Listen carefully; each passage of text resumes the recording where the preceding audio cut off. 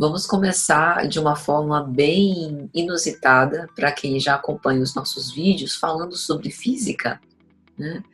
Embora não seja o nosso objetivo aqui adentrar muito nessa honrosa e admirável área do saber, mas penso que tem relação com o que a gente vai tratar hoje. Então, vamos começar falando um pouco sobre o efeito do observador no campo da física. Tal efeito diz respeito a possíveis mudanças que o ato da observação traria um fenômeno físico que estivesse sendo observado. Bom, não sei se todo mundo sabe, mas os fenômenos físicos, eles são observáveis e podem ser administrados, interpretados, tratados de acordo com o método científico. Esse método científico é dividido em algumas etapas, em que a primeira delas é justamente a da observação.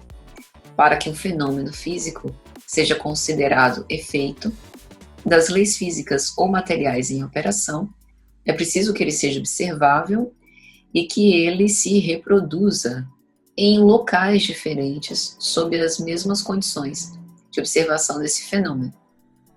E essa observação é uma etapa em que é possível fazer certos questionamentos sobre o fato observado, é possível formular hipóteses sobre o seu acontecimento, que é uma possível explicação para o problema em questão, para o fenômeno que se apresenta. Logo em seguida, o método científico nos diz que é necessário fazer uma experimentação, onde o pesquisador começa a realizar experiências para provar a veracidade da sua hipótese. Depois vem a interpretação dos resultados, momento em que o pesquisador interpreta os resultados daquilo que observou e experimentou, e por fim a conclusão, que é uma análise considerável do fato em questão. Então, tal efeito do observador diria respeito às mudanças ocorridas no próprio fenômeno durante essa primeira parte, ou primeiro passo, ou primeira etapa do método científico, que é a da observação. Enquanto o fenômeno está sendo observado, ele também está interagindo, sendo interferido pelo observador. Essa possível interferência, ela é muitas vezes resultado de instrumentos que porventura possam alterar o estado daquilo que é medido de alguma maneira.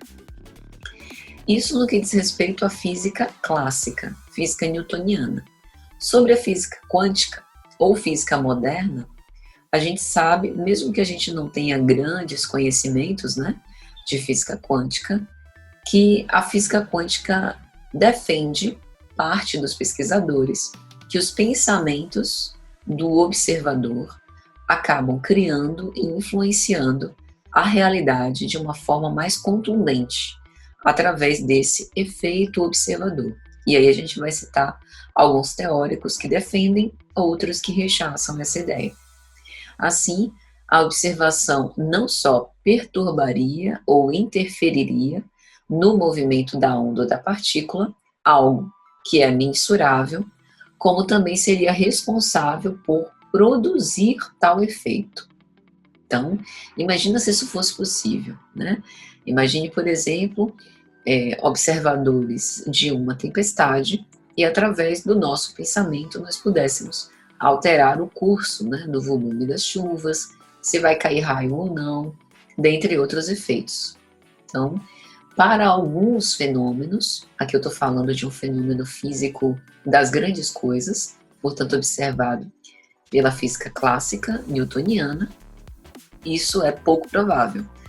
Se fosse, por exemplo, a observação do comportamento dual onda-partícula de um elétron, isso seria mais perturbável. Essa interferência teria uma hipótese um pouco mais aventada, um pouco mais possível de acontecer, mais ou menos isso. Então, vamos para as citações dos cientistas com respeito a esse efeito do observador. Werner Heisenberg vai dizer que é claro que a introdução do observador não deve ser incompreendida. para implicar que algum tipo de características subjetivas sejam trazidas para a descrição da natureza. Então, o observador, segundo ele, teria, sim, a função de registrar decisões, ou seja, processos espaço-temporais, e não importa se o observador é um aparelho ou um ser humano. Então, a interferência se daria na capacidade de detectar e registrar os fatos observáveis. Mas esse registro, a transição do possível para o real, é absolutamente necessário e não pode ser omitido na interpretação da teoria quântica. Ou seja, na hora de fazer esse registro, provavelmente algumas das nossas características subjetivas, como conhecimento, como atenção, dentre outros, poderiam interferir nesse resultado.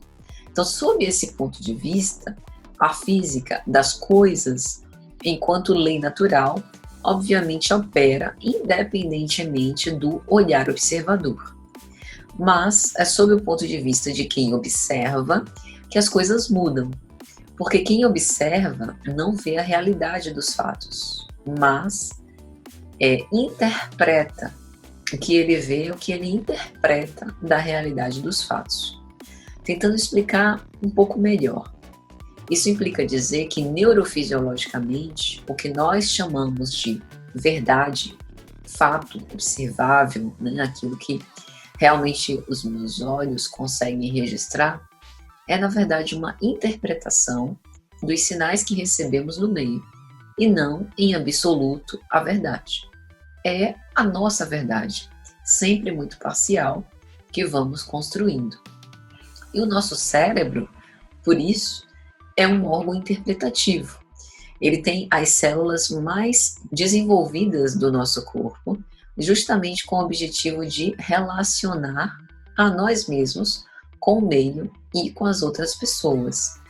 O nosso sistema nervoso, ele tem pelo menos 3 funções: perceber, interpretar e responder.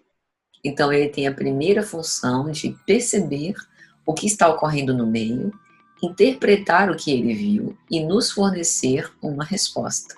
E nós, observadores, mas não de uma forma passiva, porque também somos protagonistas, né, da vida, decidimos se esse estímulo que vem do meio dará uma resposta positiva ou negativa pela nossa experiência.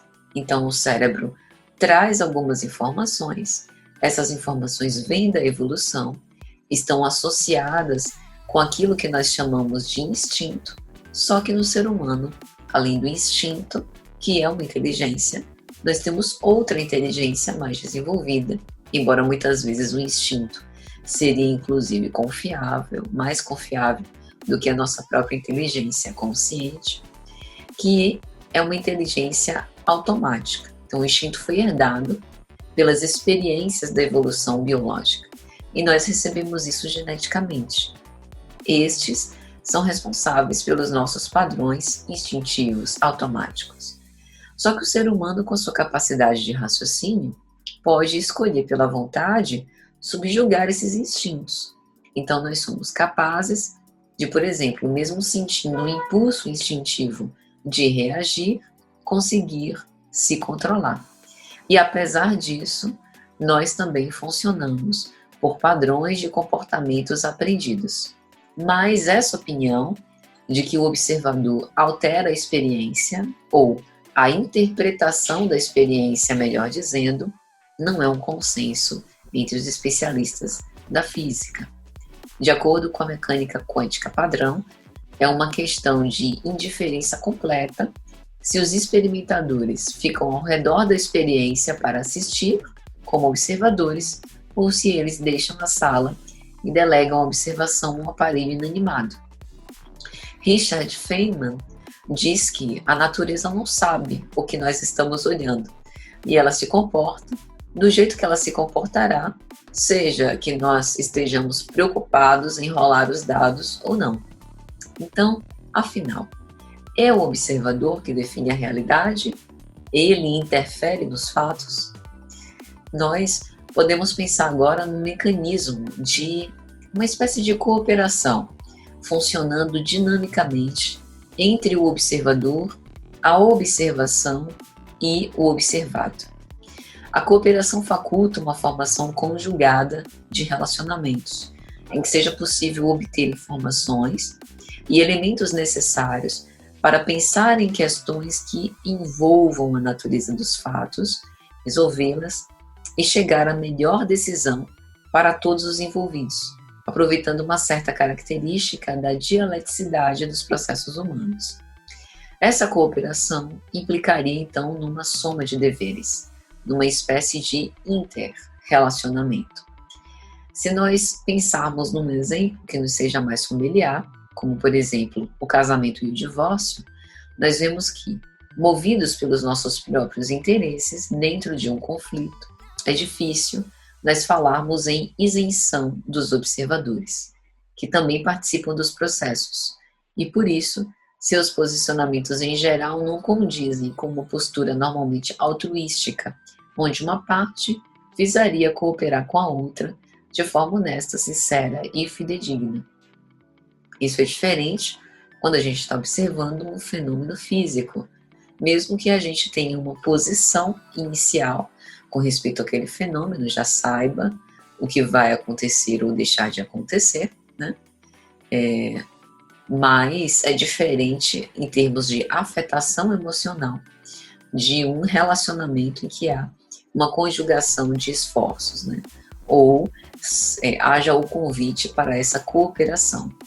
A tendência em razão dos ânimos acirrados por uma disputa, no caso, por exemplo, de divórcio, que muitas vezes visa apenas ao resultado final do processo, ganhar ou vencer, é que a regra seria não ter regras, valendo tudo o que seja possível para obter a vitória, né? E de onde viria essa impossibilidade de uma cooperação plena? Será que do fato do observador participar do processo? A psicanálise indica, como um dos seus conceitos, aquilo que lhe é fundante para a impossibilidade dessa cooperação plena, que é a figura das pulsões. Numa brevíssima síntese, Freud ensina que há no ser vivente uma força vital que faz com que o ser se mova, faz com que ele queira respirar, namorar, escrever livros, ler artigos, alimentar-se. É uma espécie de força que antecede o desejo e que poderia ser denominada como força vivente. Citando Freud, é uma carga energética que se encontra na origem da atividade motora do organismo e do funcionamento psíquico inconsciente. Na obra As Pulsões e os Seus Destinos, ou Os Instintos e as Suas Vicissitudes, de 1915, Freud vai definir que então nos aparece a pulsão como um conceito fronteiriço entre o anímico e o somático, como um representante psíquico dos estímulos oriundos do interior do corpo que alcançam a nossa alma como uma medida de exigência de trabalho imposta ao anímico em decorrência da sua relação com o corporal. Isso é importante a gente posicionar que para Freud, alma, né, não quer dizer o espírito imortal, mas sim tem uma relação mais direta com as profundezas do psíquico. E ele vai elucidar ainda que a história da origem e das relações do amor nos faz entender como ele é tão frequentemente apresentado como ambivalente. Quer dizer, ele sempre está acompanhado de emoções de ódio e amor contra o mesmo objeto. Quando a relação de amor com um determinado objeto é interrompida, não raro surgirá o ódio em seu lugar, de modo que a gente tenha a impressão da transformação do amor em um ódio. Mas, na verdade, o ódio para a psicanálise é anterior, inclusive, ao amor. Nessa mesma obra, Freud vai dizer que o ato de amar não admite apenas uma, mas 3 formas de oposição. Além da oposição amar-odiar, que Lacan chamava de amódio, há também outras, amar-ser amado e o amar e o odiar tomados em conjunto, em oposição ao estado de indiferença ou desinteresse. Então, essa cooperação plena imposta ao sujeito em um ambiente conflituoso é contrária a essa substância própria do nosso psiquismo subjetivo, haja vista a impossibilidade de ser erradicada a atuação das nossas pulsões. O que pode ser possível, a partir desse cenário psicanalítico, é a atuação mitigada do processo de cooperação, longe de se atingir a plenitude, visualizando-se algumas hipóteses de trabalho em conjunto possíveis. Nessa obra é interessante porque Freud ainda define que a meta de uma pulsão é sempre a satisfação, que só pode ser alcançada pela suspensão do estado de estimulação junto à fonte pulsional, que o objeto da pulsão é aquele objeto junto ao qual ou através do qual a pulsão pode alcançar sua meta, não precisando necessariamente de se tratar de um objeto material estranho ao sujeito, podendo inclusive ser o seu próprio corpo ou ser o seu próprio ego. E dentre os destinos das pulsões, Freud aponta a investigação de um par de opostos, das pulsões que têm como meta o olhar e o mostrar-se. Então, como contemplar o objeto alheio, que a gente chama na psicanálise de prazer escópico ou voyeurismo. O nome voyeurismo, em geral, está dentro de contextos sexuais, né? Mas aqui pedimos abstrair esse conceito, né? Pensa no prazer escópico como a admiração, a contemplação do belo, não apenas relacionado ao próprio ato sexual. E também há um outro destino das pulsões que está relacionado ao fato de ser contemplado por outra pessoa, prazer de mostrar-se ou exibicionismo, que também não se restringe apenas àquilo que a gente se acostumou a chamar de narcisismo, entre aspas, nas redes sociais, o império dos próprios selfies, né? Para a psicanálise, narcisismo é algo bem mais profundo do que isso. Então, o que eu estou querendo dizer? Esse voyeurismo psicanalítico, o prazer de olhar, é também o prazer da observação. E o exibicionismo, ou o prazer de ser olhado, ou de ser contemplado, de mostrar-se, tem a ver com o prazer de ser observado. Então, o tempo inteiro, por conta dessa moção pulsional, nós estamos direcionando as nossas atividades para essas várias finalidades, né? E a grande questão é o que a gente faz dessas observações, como que a gente integra isso para a nossa vida, se a gente percebe como algo disjunto ou fazendo parte integradamente, né, no mesmo processo, na mesma dinâmica. Porque, de certo modo, uma expressão está diretamente relacionada à outra. Onde há um pouco de voyeurismo, também há um pouco de exibicionismo. Onde há o desejo de observar, também há o desejo de ser observado. Então, essas observações são as formas que a gente tem de se manter na vida. Recordemos o que a gente falou sobre o órgão interpretativo cerebral, em que a gente, através dos equipamentos sensórios, percebe o mundo justamente para se sentir mais confortável e se integrar de algum modo com esses processos.